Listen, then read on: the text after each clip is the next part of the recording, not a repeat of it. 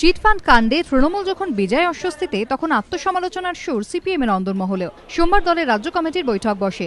বৈঠকে বেশ কয়েকজন সদস্যর গলায় উঠে আসে আত্মসমালোচনার সুর। বাম আমলে চিটফান্ড নিয়ন্ত্রণে বিল তৈরি করা হলেও সেই বিলে কি কি বলা হয়েছে, কি কি শাস্তির সংস্থান রাখা হয়েছে ইত্যাদি বিষয়গুলি নিয়ে মানুষের কাছে না যাওয়া নিয়ে ক্ষোভ প্রকাশ করেন অনেকেই। তাদের বক্তব্য, সেই সময় চিটফান্ড নিয়ন্ত্রণে বিলের বিষয়বস্তু নিয়ে মানুষের কাছে যাওয়া হলে আজ তৃণমূল বামেদের বিরুদ্ধে চিটফান্ডগুলির প্রতি নরম মনোভাব দেখানোর কিংবা আইন প্রণয়নে গড়িমসি করার অভিযোগ তুলতে পারত না।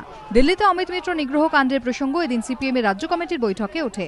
সূত্রের খবর, একাধিক সদস্য ঘটনার তীব্র নিন্দা করেন। আলিমুদ্দিন ঋতব্রত বন্দ্যোপাধ্যায়কে কার্যত ক্লিনচিট দিলেও তার নাম উল্লেখ করেই কয়েকজন সদস্য বলেন, দলের দিল্লি ইউনিট ঘটনার গভীরতা বুঝতে না পারলেও বাংলার নেতা হিসেবে ঋতব্রতর বোঝা উচিত ছিল রাজ্যের একজন মন্ত্রীকে নিগ্রহ করার রাজনৈতিক পরিণতি কি হতে পারে। ঋতব্রতর সামনেই এ বিষয়ে ক্ষোভ প্রকাশ করেন তারা। বিতনু চট্টোপাধ্যায়ের রিপোর্ট, এবিপি আনন্দ, কলকাতা।